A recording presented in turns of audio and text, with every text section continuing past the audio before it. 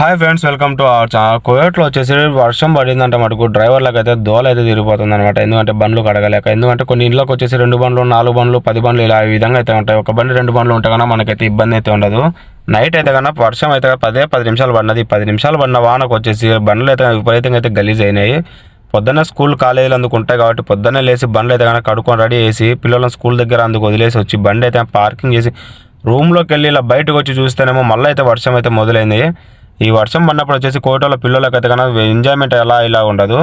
మనకైతే మటుకు దోల అయితే తిరిగిపోతుంది. నా బండి అయితే చూడండి, తెల్ల బండి నల్లగా అయిపోయింది అనమాట. మసిగుడ్డ అయిపోయినట్టు ఏ విధంగా అయితే అయిందో కచ్చరా అయిపోయింది బండి వచ్చేసి. మా మేడం అయితే కన్నా ఫోన్ చేసి తొందరగా వచ్చే రోజు వచ్చేటానికన్నా ఈరోజు తొందరగా వచ్చాయని చెప్పింది. సరే అని చెప్పేసి మేడం దగ్గరికి అయితే బయలుదేరాను. ఈ దవార్లు చూసారు కదా, అరబ్బీలు వచ్చేసి దవాలు అంటారు, మనం అయితే కన్నా రౌండ్ అబౌట్లు అంటాం. ఈ రౌండ్ అబౌట్లు అయితే కన్నా కోటలో పిల్లలు అయితే కన్నా బండ్లు అయితే ఇలా స్కిడ్ అయితే చేయరు. వాళ్ళ ఇష్టం వచ్చినట్టు అయితే బండ్లు అయితే తిప్పుతారు. అలాగే మన వీడియోస్ ఎవరైనా కొత్తగా